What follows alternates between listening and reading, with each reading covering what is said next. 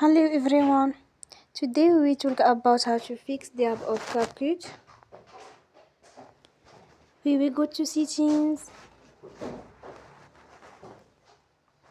then we click on apps.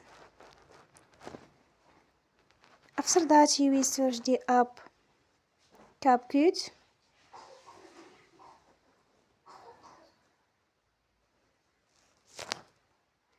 And you will click you will on Forcestop. After that you will go to storage, then we click on clear cache. In the end you will turn your Wi-Fi and you will turn again. Don't forget to support us by like and subscribe. See you next time and thank you for watching.